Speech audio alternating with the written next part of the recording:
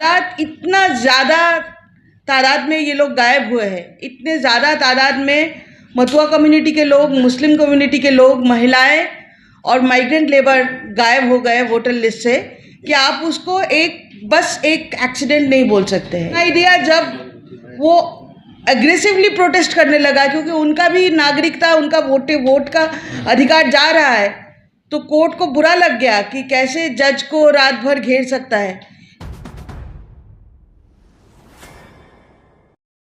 पहले हम दूसरे स्टेट्स में भी देखे थे, बिहार में भी एसआईआर से हम सारे लोग वाकिफ़ हो गए थे कि क्या हो सकता है, लेकिन बंगाल में आते आते वो और ही बदतर होते गया। एक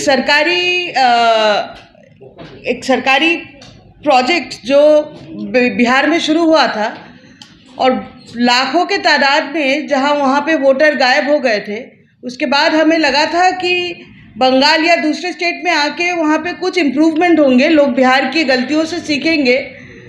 लेकिन जब मकसद ही होता है वोटर्स को हटाना, जब मकसद ही होता है देश के नागरिकों को गायब कर देना, तब वो इम्प्रूव नहीं हो सकता है, वो सिर्फ बदतर ही हो सकता है। और वही हमने बंगाल की अनुभव में भी देखा। बंगाल में जो एसआईआर अभी हुआ है, काफ़ी महीने से ये सिलसिला चल रहा है। एक महीने में ख़त्म करने का था, वो तो ऑब्वियसली हो नहीं पाया। लेकिन ये जो फेजेस में बंगाल के एसआईआर आया और हमने देखा कि करोड़ों के तादाद में, लाखों नहीं, करोड़ के तादाद में लोग गायब हो गए, वोटर लिस्ट से गायब हो गए। और वोटर लिस्ट से गायब होना, सिर्फ वोटर लिस्ट से गायब होना, आपका वोट देने का अधिकार एक बार के लिए खोना नहीं है। जैसे कोर्ट हम लोगों को बता रहे हैं, थोड़ा सलाह दे रहे हैं कि इसी बार तो वोटर लिस्ट से नाम गायब हुआ है, ठीक है, आप लोग पेशेंट रहिए। लेकिन हमें पता है कि वोटर लिस्ट से एक बार नाम गायब हो जाना पूरी तरीके से आपके नागरिकता पे सवाल निशान हो जाता है।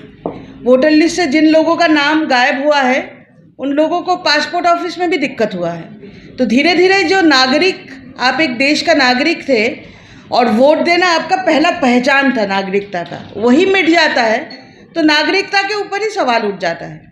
और ये सवाल किसके ऊपर हो रहा है, किसके ऊपर ये सवाल निशान लगाया जा रहा है, वो भी बहुत सोची समझी साजिश है। वो कोई ऐसे ही मतलब लॉ एंड ऑर्डर का प्रॉब्लम नहीं है, वो ऐसे ही बिना सोचे कुछ लोग गायब हो जा रहे हैं, ऐसा नहीं है। हम स्पेक्ट रिसर्च एसोसिएशन से एक जो रिपोर्ट लेके आए थे, उसमें हमने पाए कि 4M मथुआ कम्युनिटी बंगाल की, मुसलमान कम्युनिटी, महिलाएं और माइग्रेंट लेबर, इन चारों के तादाद, इतना ज़्यादा तादाद में ये लोग गायब हुए हैं, इतने ज़्यादा तादाद में मथुआ कम्युनिटी के लोग, मुस्लिम कम्युनिटी के लोग, महिलाएं और माइग्रेंट लेबर गायब हो गए वोटर लिस्ट से कि आप उसको बस एक एक्सीडेंट नहीं बोल सकते हैं। ये बहुत सोची समझी साजिश चल रही है, जिसको हमें समझना पड़ेगा, जिसके खिलाफ आवाज़ उठाना पड़ेगा। उसी लिए हम ये मीटिंग आज रखे हैं। बंगाल के ज़मीनी तहत कुछ लोग जाके लोगों की आवाज़ लेके यहाँ दिल्ली तक पहुँचे हैं, इसी उम्मीद के साथ कि यहाँ पे आवाज़ जब गूंजता है तो सुनाई देता है थोड़ा बहुत, क्योंकि मालदा मुर्शिदाबाद के लोग तो बहुत दिनों से वहाँ पे धरने पे, प्रदर्शन पे बैठे हैं, उनका आवाज़ सुनाई नहीं दे रहा है। कोर्ट को तभी सुनाई दिया जब वो एग्रेसिवली प्रोटेस्ट करने लगा, क्योंकि उनका भी नागरिकता, उनका वोट का अधिकार जा रहा है, तो कोर्ट को बुरा लग गया कि कैसे जज को रात भर घेर सकता है।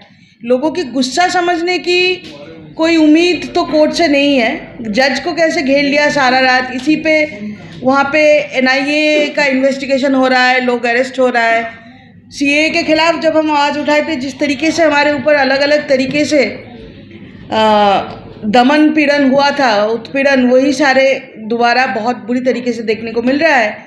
तो खैर, मालदा मुर्शिदाबाद के लोग इतने दिनों से जो बात बोल रहे थे वो यहाँ तक सुनाई नहीं दिया। आज हम यहाँ पे आपको सुनाएंगे और उम्मीद है कि आप उनके बात सुनेंगे। तो हम